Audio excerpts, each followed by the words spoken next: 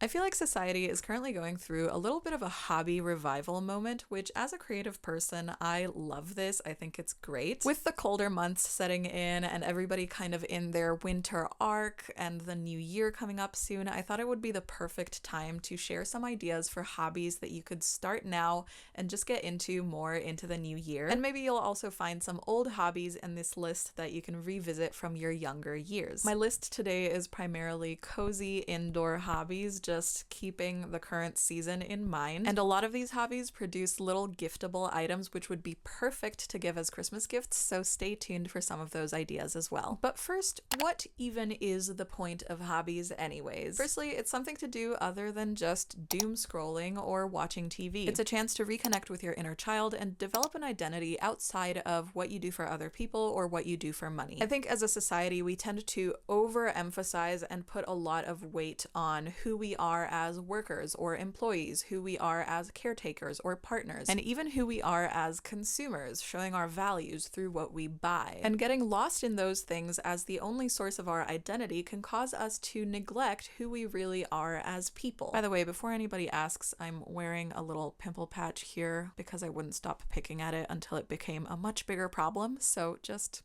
in case you're wondering why I have a star on my face. To me, hobbies help you develop who you are outside of your role in capitalism. You're not making anybody money and you're not spending a lot of money. Granted, materials for hobbies can cost some money, but that's not really the point. With a lot of the other things that we spend money on, it's kind of a status symbol, right? Your clothes, your car, the things you have around your house, they're part of a status symbol. But when it comes to hobbies, that's not why you're buying those materials. It's just what you need to make the thing that you want to make or do the thing that you want to do. Hobbies help you rediscover your identity, find pleasure in your own company, and find fulfillment in personal projects. You get a sense of forward motion, getting better at something, developing your skills without the goal of making more money, but instead just because you enjoy doing it. Or it can just be a chance to slow down and practice a mindful, fun activity as a form of self-care. So with all that being said, here are 20 hobby ideas that you can start this cozy season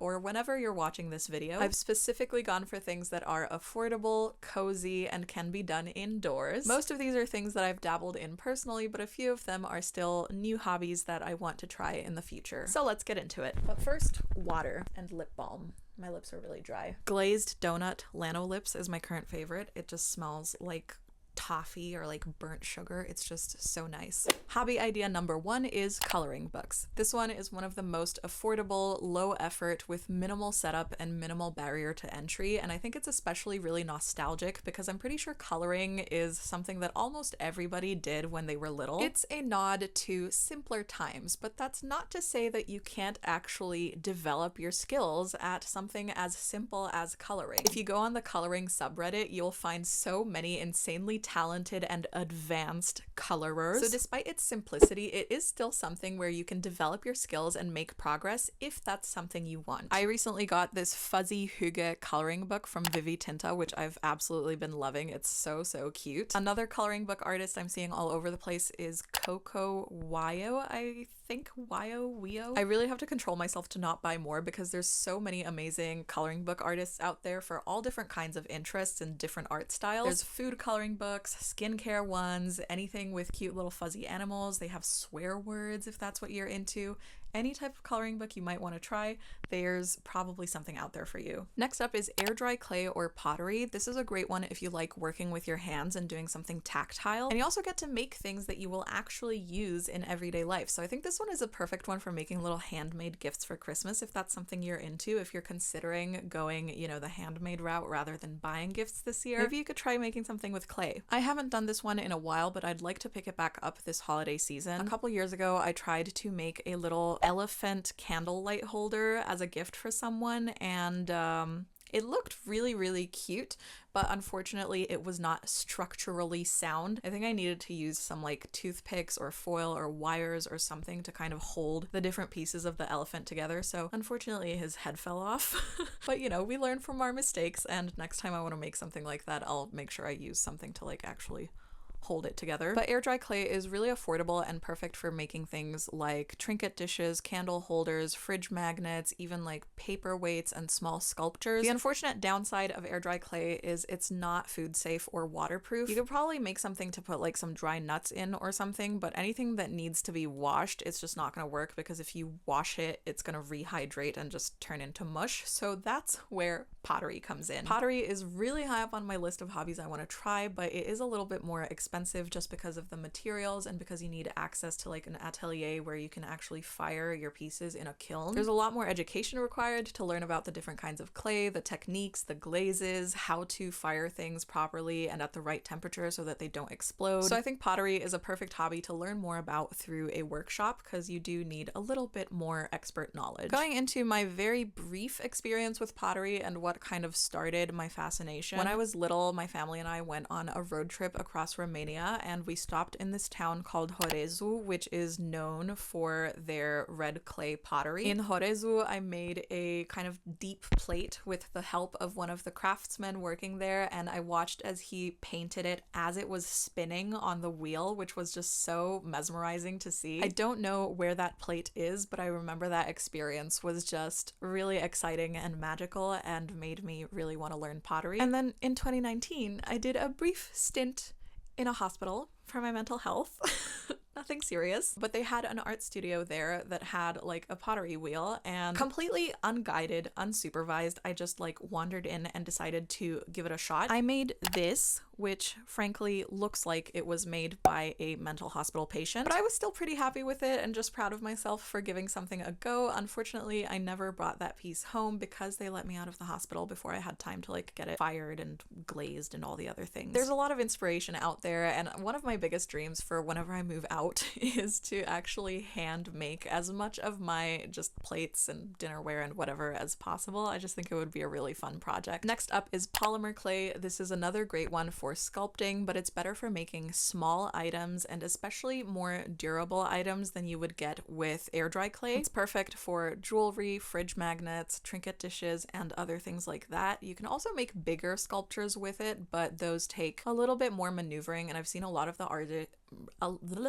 artists who make large sculptures out of polymer clay will use a foil ball inside to make sure that it bakes evenly. But the great thing about polymer clay, as I said, is it's more durable than air dry clay. It's basically plastic, so if you drop it on the ground, it's less likely to break. It's still not food safe, but it is a little bit more waterproof than air dry clay. If I left a polymer clay item out in the rain, it would probably be fine, whereas air dry clay would most likely be destroyed. I ran a polymer clay jewelry business for about a year in like 2020. It was like a pandemic business. I only ever sold 5 or 6 pairs. The business definitely cost me a lot more than it ever made me, which is fine. I think in the end I just realized my hands are way too shaky for making really teeny tiny objects, and I just found the experience a little bit stressful. I love working with polymer clay, but doing it professionally wasn't for me. After closing my business, I found that making slightly larger pieces than the jewelry I was making for my business was a lot more enjoyable for me. I made these fridge magnets of my boyfriend's dog to give to him and some of his family for Christmas, and I love how those turned out, and they were really, really fun to make. So little polymer clay trinkets are definitely a great gift idea, and I love the flexibility that it gives you to just bring your creative ideas to life, especially if you have a really colorful and whimsical sense of style. I think polymer clay is perfect for making small accessories. Next up is paint by numbers. This is very similar to coloring books with just a little bit more setup. It's a really calming, brain off activity for me. I wouldn't necessarily consider it creative, but it's great for kind of resetting my nervous system when I'm feeling just scatterbrained and unfocused. Ever since I was a little kid, I just loved watching paint move. I just love the experience of just looking at the texture of the brush strokes, and there's something about it that's really calming to me. And it really does help to reset my brain if I'm having like a bad ADHD day, because I notice if I take a break from my work to just like scroll on my phone or watch something, that tends to just suck me into a cycle of distraction without kind of cleansing my palette or making me like refilling my cup. But when I do paint by numbers, I can just do that for like 20 minutes and return to my work feeling less bored, less distractible, and just fully refreshed and ready to get back into productive activities. Of course, there is also the option of regular painting where you have to come up with your own imagery and your own creative ideas. You really get to develop your skills, try working with different mediums, watercolor, gouache, acrylic, or even oil painting. I did a lot of painting in high school, but I took an extended break from it, and ever since then, whenever I try to paint again and just come up with my own ideas, it's a lot more difficult than I feel like it used to be. To be fair, in high school, I really just painted a lot of portraits, and there were a lot of other things that I wanted to paint that I just never really mastered. I've never been great at like landscapes or more abstract things. I've always loved art that's a little bit whimsical, a little bit strange, kind of feels like a dreamscape, but I think it takes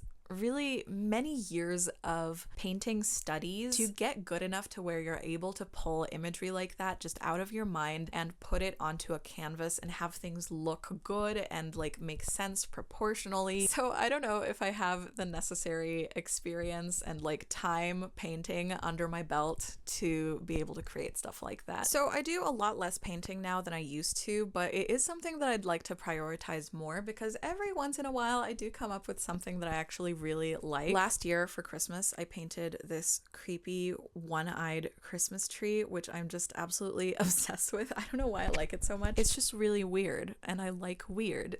And I'm kind of just happy and impressed with myself that this came out of my brain. What actually happened was the Oodie brand was selling like a Christmas tree patterned Christmas Oodie. It was just a regular Christmas tree, mind you, but for whatever reason, when I first looked at it, it looked to me like it had eyes. And that just gave me the idea to make like a one-eyed Christmas tree, and it's just like very creepy cute, and I really like it. I have reconnected with painting a little bit recently. I painted Squidward for my boyfriend for his birthday, and I also worked on doing the subtitles for an art documentary called Can Art Stop a Bullet by William Kelly. It just reminded me of how important and impactful art can be, and so there's been a lot of like little elements coming together recently that are telling me I need to lean more in that direction. Next up is paper crafts. So anything where you're making things out of basic materials like just paper, scissors, glue, washi tape, stickers, glitter glue, ribbons, that kind of thing. This encompasses a lot of potential craft ideas, so things like scrapbooking, card making, paper mache, collages, garlands, or like other little paper decorations. This is another one that's very nostalgic for me, and I'm sure it is for a lot of other people as well, because it was very accessible to us as kids. I mean, I'm sure everybody grew up doing some type of paper crafts at school. I was very into paper crafts as a kid. I used to watch Art Attack, and I used to just like save up all of the toilet paper rolls and cereal boxes and things so that I can make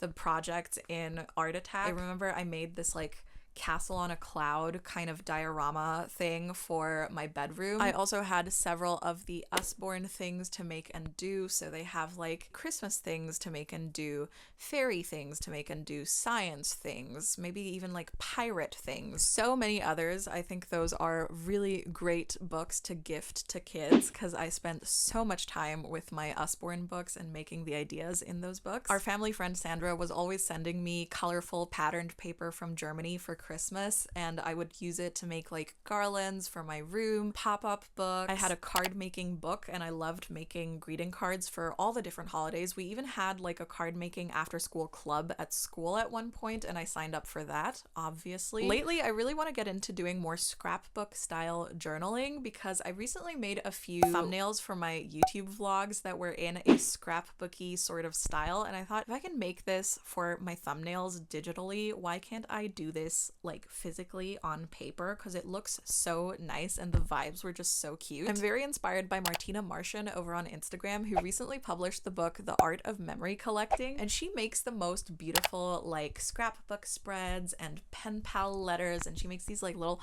Altoid tin trinket boxes with all kinds of cute little things in them. And there's also another account called Gifty by Mel, and she makes just the most adorable like little paper knickknacks and like love notes to give as gifts. I just think paper craft crafting is such a cozy, calming activity, and it's so like whimsical and childlike. It's really all the good vibes. Next up is stencils and stamp carving. When I was little, I had this big box of like beautiful wooden rubber stamps, and they had like little Christmas trees and teddy bears and Christmas stockings and all kinds of adorable imagery on them. And I loved just like stamping them on paper and like coloring them in, or using it to decorate letters I sent or cards that I gave people. They brought me so much joy. But when I was 11, we left China for a year. You know, we packed everything up, we moved it to Romania, we put it in storage, and then we moved back to China without taking all of the stuff with us.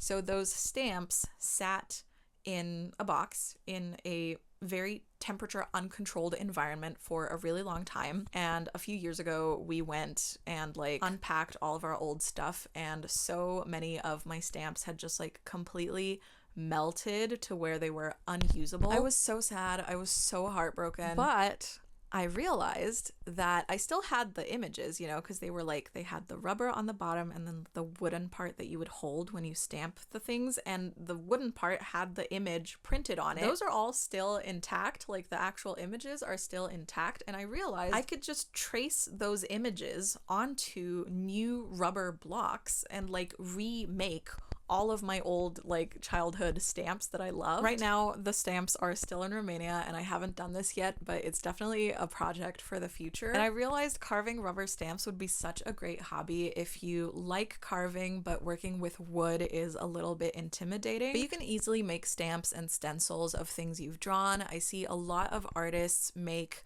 like large scale prints out of like carved stencils, kind of have like one stencil for the background and then one for the foreground and the different elements in the image, and they kind of like stamp multiple layers of paint to make these beautiful art prints. Or instead of stamping, you can also use stencils and fill in the color with spray paints or through like a sponging technique. In high school, we had to do a project with stencils, and I made this matryoshka or nesting doll with spray paints, which I was super proud of. So whether you want to do stamping or stencils, both can give you some really beautiful results. And you can use it for paper crafting, you can put patterns on wrapping paper, you can print it onto envelopes to send letters to people, and it's just a really fun way to recreate a pretty image over and over and over again in any combination of colors that you want to try. Next is cross stitching or embroidery. This is another really great calming and grounding activity because of the repetitive, monotonous kind of movements. To me, cross stitching is just the easiest form of embroidery, although it can be painfully slow. So if you're someone who likes to bring a project to completion, then I'd suggest starting with smaller projects. Just to give you an idea, I'll show you a few of the projects that I've worked on. So far, I've mostly only worked on these pre-printed projects because then you don't have to count the stitches yourself, and it just makes it a little bit easier. This one is approximately 21,000 stitches in total, and I estimate that I take 30 minutes to an hour for every 100 stitches. So this project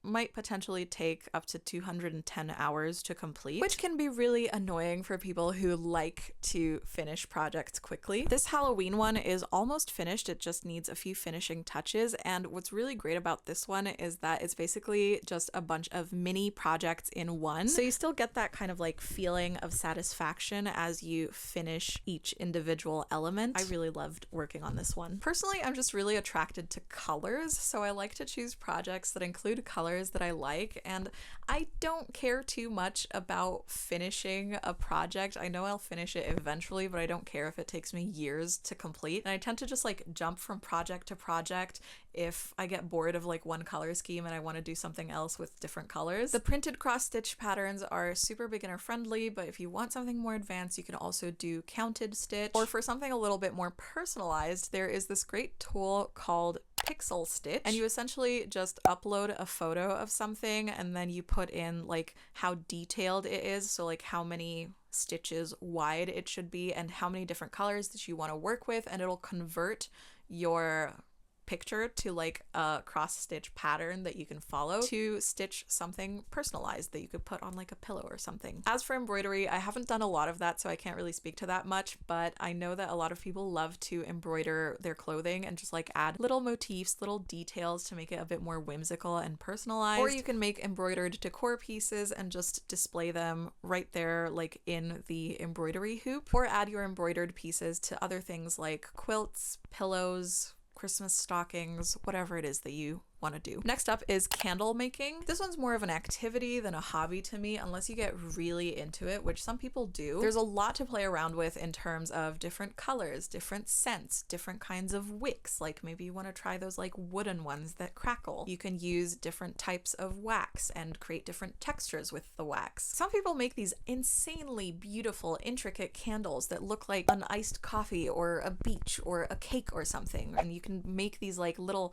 wax molds of things to add on top of your candle, kind of like sprinkling it, just like accessorizing it a little bit on top. Whether you want to make intricate artisanal candles or just like a basic candle with some fragrance oil in it, this is such a fun one to try, and I feel like it's really practical because so many people love scented candles, and gifting scented candles for the holidays is such a common gift idea, and people are always buying these like super expensive fancy scented candles, and I'm just thinking, why not make it more personal and make the candle yourself? People will love it just as much. It'll smell just as nice without the huge price tag. I think it's a really cute, thoughtful gift. So if you like scented candles, if you want to gift someone a scented candle, maybe make it yourself. And it's just so satisfying to make something that you can use in your own house at the end of it, and you only need a few basic supplies. Similarly, you can try your hand at soap making. This is another one that I haven't tried, but I'd love to do it someday just as like a casual activity. It's literally so simple. You only need a few supplies, and you can again just make it as simple or as intricate as you like. Like with the candles, you can experiment with scent, shape, color, and little add-ons and accessories. And at the end of it, you have something practical, useful, that brings you joy and smells nice and makes a perfect gift for your friends and family. Next up is crochet, knitting, or macrame. This is one that I haven't tried personally. I would really like to get into it, but I kind of struggle with things that require very fine motor skills, and it's very like technical, and I'm not sure that my brain is very like technically leaning. I struggle to like follow very technical instructions, but maybe one day I'll try it. I think this is a very practical hobby. You can make amazing handmade gifts. You can bring your creative ideas and like fashion designs to life. I have a list of things that you could make. For clothing, you can make jackets or sweaters. It's really common to make stuff out of like granny squares because I think that's a little bit easier to start with. For accessories, you can make hats, scarves, mittens, or even slippers. You can make tote bags, stuffed animals, friendship bracelets, wall hangings, little granny square blankets, coasters, plant hangers, decorations, and so many other cute things that you could make. I think knitting or crocheting is truly a life skill, and it is the quintessential grandma hobby. Up next, very similar, is sewing or making your own clothes. In the age of fast fashion, this basically feels like a superpower. It is the ultimate FU to capitalism. Don't get me wrong, I am an active and enthusiastic participant in fast fashion. It is a guilty pleasure. However, fast fashion does not love me back. As a curvy woman, I really struggle to find pants that fit my body. I also very often buy things that I love, and then they just fall apart in the washing machine after a few uses. Sewing your own clothes frees you from things like artificially created microtrends, buying bad quality clothes that are deliberately designed to break, having to search and hunt the internet endlessly for clothes that actually fit your body to no avail, and just like ending up feeling bad about yourself just because the fashion industry doesn't cater to non-standard body types. Clothes with no pockets. When you make your own clothes, you can give them pockets. You can make micro adjustments to make sure that your clothes always fit you perfectly and just suit your style in every way. Learning to use a sewing machine gives you the option to fix or alter your own clothes. Make things that fit your body size and proportions perfectly. Make things that suit your personal timeless style, not what's trending right now. And choose the exact fabric, cut, color, and hardware that suits your taste. I took a fashion design course when I was about 14. We were supposed to make a skirt at the end of it, which I never did. We went through creating a mood board, learning about patterns, designing my own skirt, but when it came time to actually sewing it, yeah, I never finished the project. I think the technical aspects really intimidated me, and I was too impatient to get well acquainted with my sewing machine. I tried sewing again a few times, and one of those times resulted in me making long sleeves that my fist couldn't like physically fit through, so I had like a crying meltdown because it had taken me so much time and I was so frustrated, and I just gave up, and my sewing machine sat in the attic unused and untouched for like 10 years. But I actually recently brought it back down just last week, and I think I want to try learning sewing again. The next hobby idea is baking, the quintessential autumn-winter hobby. When it gets cold outside, like any wild animal, our instincts push us to get fat to stay warm. Unfortunately, in today's society, gaining weight is about the last thing that any of us need to worry about, because we're not cavemen living in the wild anymore. But our human love of sugary goodness isn't going anywhere, and it's just so nice in the winter to like warm up your whole home with the oven and fill the air with the delicious smell of something good baking in there. Whatever it is that you like, you know. My mom loves making bread. My boyfriend makes really great cinnamon rolls and banana bread. I am partial to cookies and brownies. There are so many different things you can try to bake and get to truly enjoy with at least 4 of your senses, maybe even 5 if you consider like the satisfying crackle of like a perfectly baked loaf of bread. Such a great sensory experience. Love me some baking. This is a really fun one for anyone. Next up, puzzles. This is a really fun brain off kind of activity. You can kind of just do it passively while you're listening to a podcast or watching a movie in the background. You can do it alone or as a group activity with friends or family. It's really nice seeing the picture coming together and just observing the different shapes and colors. I think it's a perfect, cozy, calming activity and really promotes mindfulness and slowing down your brain. Next up is reading. Reading is something that so many of us, myself included, used to love before the education system kind of just ruined it for us. Up until middle school, I used to read all the time. Like I would just sit in my room on the weekends and just devour entire books in one day. I really didn't want to be anywhere else. But then high school really took the joy out of reading for me with all the required reading that we had to do and books that we would read over and over and over again and analyze until we knew them back to front and talked about, you know, metaphors and similes and foreshadowing and motifs and symbolism, and we had to write essays and all of these super stressful things. I recently realized it's been like a year since I have even finished a single book, which was really sad and kind of just not good. So I've gotten back into it with an easy, cozy read. This is The Pumpkin Spice Cafe. It is very cheesy and very derivative of Gilmore Girls. Honestly though, it's gotten better the farther I get into it. In the beginning, it was like a little bit too like on the nose Gilmore Girls. I was like, I get it. The guy is supposed to be Luke and the girl is kind of like Lorelai, but not really Lorelai, whatever. It was a little bit too cheesily written towards the start, but it gets better as I've gotten into it more. It's a little sexy as well, which is kind of fun. But the point is, reading is meant to be enjoyed. It's supposed to be a form of entertainment, or at the very least, sharing ideas. You don't have to read serious literature. You don't have to read the classics, although a lot of them are more enjoyable than you might expect. Most of the classics that we think of as boring because educational institutions make us study them to death were actually really witty and controversial for their time, so don't discount the classics. I also highly recommend checking out any book talk viral seasonal reads and just anything to get you back into the joy of reading. Let me show you a few of the books on my to be read currently, and let me know if you want more like bookish content, because I feel like reading is going to be a big new theme in my life going into 2025. I'm going to just try pinning this to my sweater so I can have my arms free, but it tends to make shuffling noises in my experience, so it's better if I hold it. But anyway, I already mentioned The Pumpkin Spice Cafe, which I'm almost done with and have thoroughly enjoyed. Next in fiction is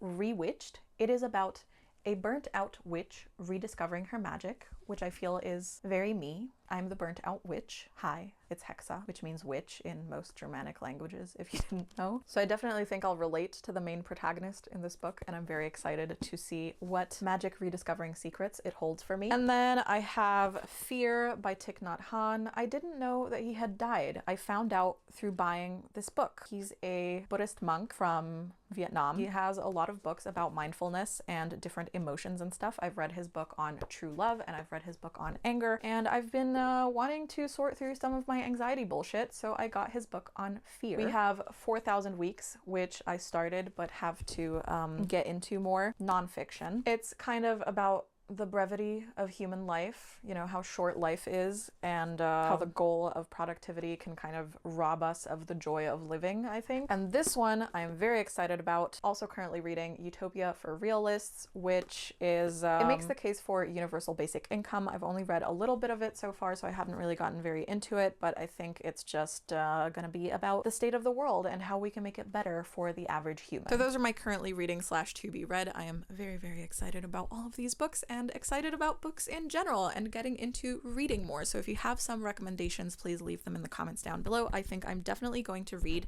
the other Lori Gilmore books from the Pumpkin Spice Cafe series. I don't know if it's a series. I don't know if it's like with the same characters or if it's just like similarly written, similar setting. I think they all happen in like the same world, like the same town or whatever, but we'll see. Okay, moving on. Next is writing. One of my childhood dream jobs was to become a writer. My grandpa actually has self-published over 50 books, mostly poetry and memoirs. So I guess I kind of took after my grandpa with my love of creative writing, and ever since I was little, I loved writing stories and poetry and song lyrics. Many people are sitting on untold stories and have talked themselves out of the dream of becoming an author because it feels like there's a lot of hoops to jump through, when in reality, anyone with a computer and an internet connection can do it. I feel like social media use is really taking away our ability to use our imaginations, but maybe writing your own stories can help bring it back again. There really doesn't have to be a lot of pressure or investment into becoming a writer. You could just self-publish online, or you could order like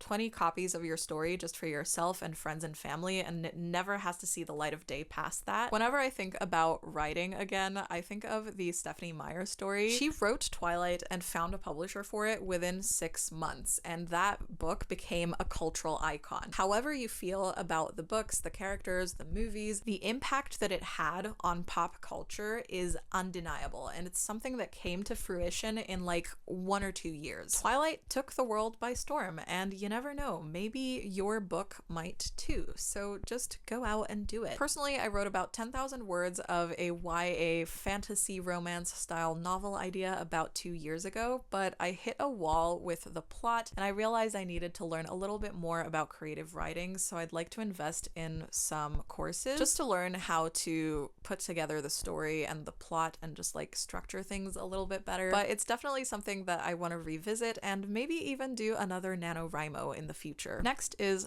learning a musical instrument. This opens so many doors for creative self-expression through songwriting, performance, being that cool friend who brings their guitar along to the party and just like serenades everybody, or even just singing and playing music for yourself. If you love listening to music, why not learn to make it yourself? Personally, I have learned to play a lot of different musical instruments over the years, but the ones that I got the furthest with were piano, guitar, violin, and ukulele. So I'll talk about my thoughts on those. Starting with violin. Violin is a great one if you like classical music, obviously, but it is a little bit harder to self-teach. I do think you kind of need a teacher for violin, like a real in-person teacher who gives you live feedback. It also tends to sound very screechy and terrible in the beginning stages of learning, so it's definitely less apartment friendly. But hey, that never stopped me when I was 10 years old in the school orchestra. I practiced at home, I played in the orchestra, and I got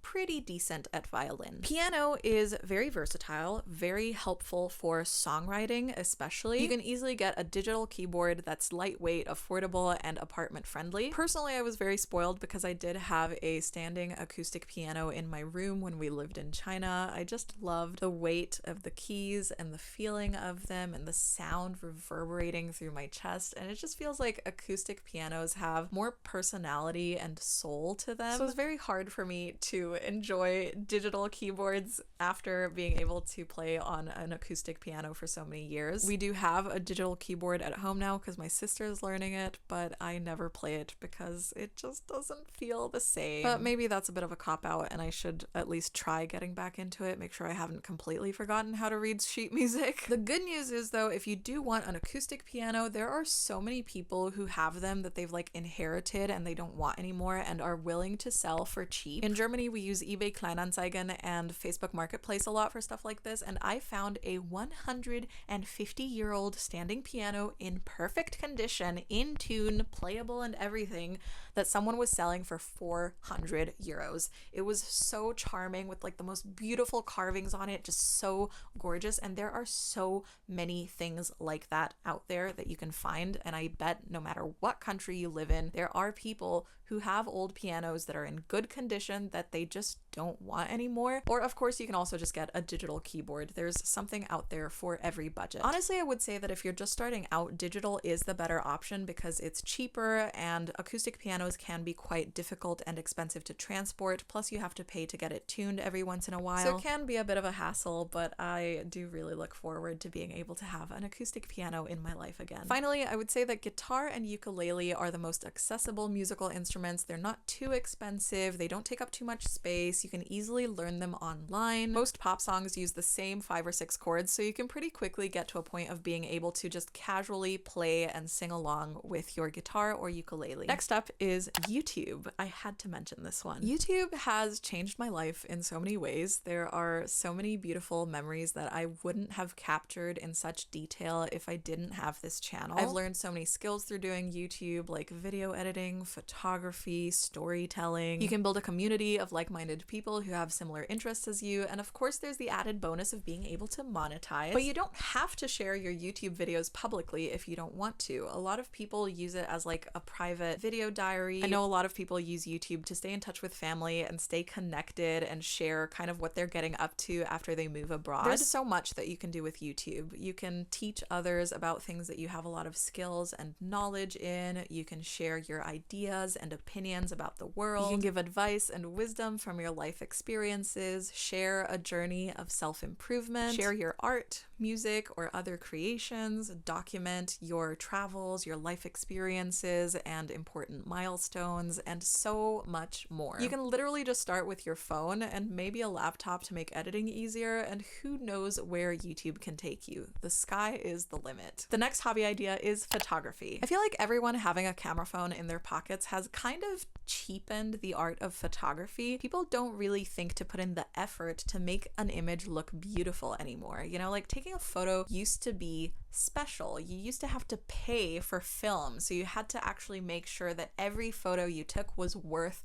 taking. But now we have access to so much data and like memory on our phones that we don't even try, and we don't even care how we take pictures. It's just become something so casual and thoughtless. I think it's time to make photos special again. Really practice the art of noticing. Really pay attention to colors and depth and composition. You could get started by taking some photography courses over on Skillshare, following photographers on Instagram, and figuring out what it is about their photos that you like. And there's so many different kinds of photography that you can get into. You could do landscape and nature, architecture, portraits, street photography, product photography, event photography, macro photography. I'll put up some screenshots of my favorite photography accounts for inspiration as well as learning. I've done a lot of product photography for my social media and for my UGC work, and I really love the feeling of just like creating a tiny world within the confines of what the lens sees. I also love taking self-portraits and learning how to pose, crafting nice outfits, finding good lighting, creating contrast and visually interesting pictures of myself. Photography as a skill allows you to capture the important things in life in a more beautiful way, steal away a moment, and keep it forever. I think it's worth it to be more mindful with how we capture our memories and the things we see, because we deserve more than just blurry, poorly framed, uninspired snapshots. Finally, board games and card games. I have a few friends who are big into collecting different board games and actively organize monthly games nights with friends. It's a great way to connect connect with friends and family, get a little competitive, and spend some no screens time together. It's just such a great idea for a cozy evening and really enhances human connection, which I think we could all do with a bit more of. Okay, so those were my 20 hobby ideas. Of course, there's so many more options out there, but those are just some to get you started. I just want to make a quick note that I know a lot of people are finding ways to turn their hobbies into side hustles, which I don't think is necessarily a bad thing. I mean, it's great to be able to find a way to make money doing something you enjoy, but keep in mind that it also adds an extra added layer of like stress and perfectionism and imposter syndrome and insecurity to things that previously were just done for fun. So if you've been thinking about monetizing your hobbies, I would really take the time to think about whether your carefree enjoyment of these things is something you're willing to sacrifice in pursuit of your entrepreneurial dreams. For example, I personally had way more fun making polymer clay fridge magnets for my boyfriend's family than I ever did making polymer clay jewelry when I was actively trying to sell it. So I would definitely recommend to always have at least one hobby that is just untouchable. It's only for you with no plans to ever monetize it. Really commit to it staying a hobby. Have one thing for your inner child with no pressure to be productive or generate revenue. Whichever of these hobbies you choose to try, I hope it helps you reconnect with yourself in meaningful ways and just have carefree fun like we did when we were kids. Thanks so much for watching, and please subscribe for more cozy videos on creating a meaningful life on your own terms.